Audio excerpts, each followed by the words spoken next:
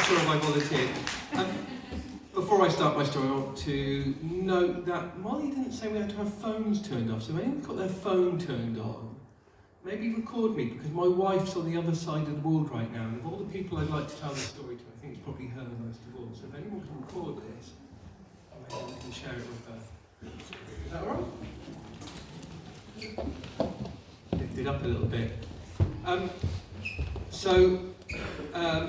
We've just been through Christmas. We've just come out the other side, and my story starts at a Christmas several years ago. And I don't know about you, but at Christmas, when you're supposed to have holiday time, that's when I tend to get sick. The kind of cold that you tell everyone is the flu, but it's really just a cold. And I was laying at home all by myself, feeling absolutely rotten, and the only thing for it was to watch The Muppets. And there was a Muppet movie on television at that point, and it was one of their Christmas movies, not the Christmas Carol one, it was another one, and inexplicably, in this film, David Arquette played an angel, and slightly more explicably, Whoopi Goldberg played God, and the angel went to God and said, I'm really worried about Kermit, I'm really worried. He's in a bad way, he's going to lose the theatre, because, you know, it was a Muppet film, it's the plot of almost every Muppet film, that they're going to lose the theatre. And God said to the angel, I'm not worried about Kermit at all. Why? Said David Angel Arquette. Because Kermit always does the right thing, said Whoopi Goldberg. And I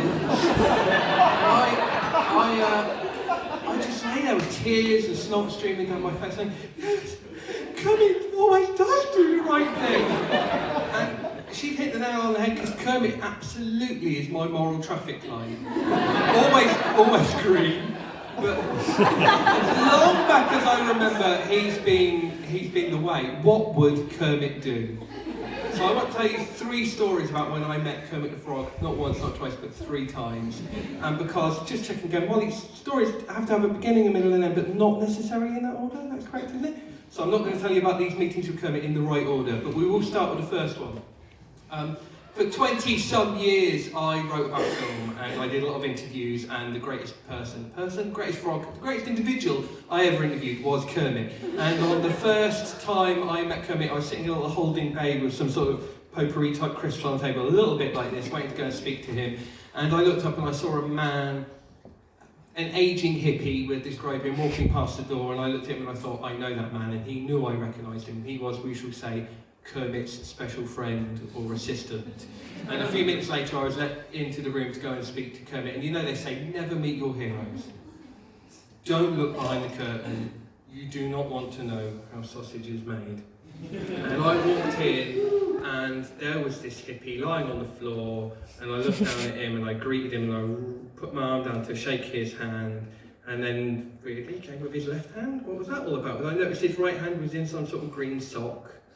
I wasn't really sure what was going on, and I sat down in my chair and I looked over, and out of the corner of my eye, up sat Kermit the Frog, stretched himself out, and then from that minute on it was just the two of us in the room. I swear to you, it was just the two of us.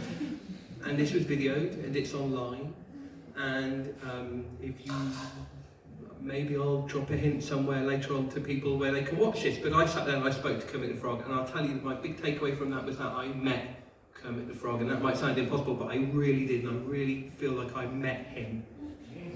And he was still my hero, and it was the greatest day of my life. The third time I met Kermit the Frog was at the press junket for the next Muppets film after that, and I went along, and he was doing double interviews with Piggy, so I went in and spoke to them both together, and I showed them a photo, and again this video is online, you can see this, and I held up my phone and I had a photo of me in it, and it was me wearing my Kermit onesie. And I showed him it, and he said, what's wrong with your arm? Because in the picture, I had a sling. I'd hurt my arm. And it was actually a little while later I realised he'd seen the sling. But aren't those ping pong balls? I think there's a little bit more going on here than a lot of you have said. But we'll go back now to the second time I met Kermit the Frog, and the crux of my story. It was on the set of that Muppets film, the one that was released, Muppets Most Wanted. They filmed it under the title The Muppets ... Again, better title. Should listen to me. So I went and I was standing around on the set, and they were filming some scenes. Tina Fey was there, Ricky Gervais was there in a Lima costume. I spent half an hour speaking to Ricky Gervais in a Lima costume. that's another story for another time, but I did stand there between shots speaking to Kermit quite a bit, and Walter. I don't know if any of you know Walter the Muppet, but he had his little Kermit the Frog watch on, and we were sort of speaking quietly during takes, and he was showing me the watch. But I spoke to Kermit, and after the interview with Kermit, I started feeling a little bit lightheaded. I was getting a little bit excited, and I actually fainted. I genuinely fainted. It was quite hot in there, and I woke up in the med bay at the film studio, and I didn't know where I was, and the first thing I saw when I opened my eyes was massive Hattie Jakes, because this was also where they filmed the Carry On Doctor and Carry On Matron films. So their med bay, the walls were basically big murals of images from Carry On Doctor and Carry On Matron, quite alarming. Have I died? Have I gone to Hattie Jakes heaven? But they run some med tests, and they found an atrial fibrillation, something was up. And basically I was one of those fat on the outside, fat on the inside sort of people. I had a lot of extra fat on my organs, and I was told I had to shake it off. But they said to me, they said that the coach to London's going back soon, and I'm from Oxford, so did I want to call someone from Oxford to come and pick me up, because we're sort of halfway in the middle. And if I could find someone to come pick me up, I could stay here, I could hang out with the Muppets. Right, so I'm like, well, I'm going to call everybody. And I called literally everybody I know, including my wife, who wasn't on the other side of the world at that time, like she is now. So what was her excuse? I couldn't get hold of anybody. So I had to get back on this coach and go all the way to London, all the way back home, rather than spending the rest of my afternoon with the Muppets. So, not great. But the diagnosis I got that day did change my life. It changed my life temporarily. I had to change the way I ate. I had to change a lot of lifestyle things. And, you know, doctors do that to us. But I think that didn't really explain everything that was going on for me that day. A diagnosis I got some years later actually explained everything that was going on that day.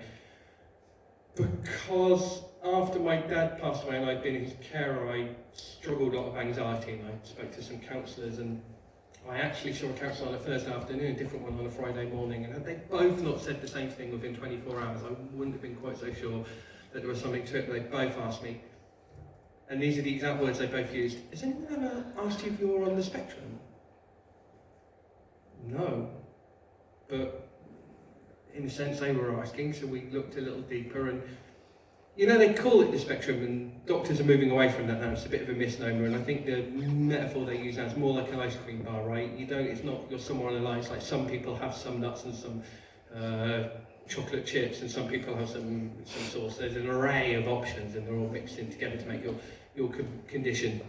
And I think that's probably a bit more accurate, but that's not really my preferred term for it. Thinking about the spectrum and thinking about a rainbow, for me, actually, and thinking about what they say about people with autism spectrum conditions and how they have increased empathy for animals, and I can certainly say I've got increased empathy for frogs. I think that for me, I don't think of it as being on the spectrum, I think of it as having the rainbow connection.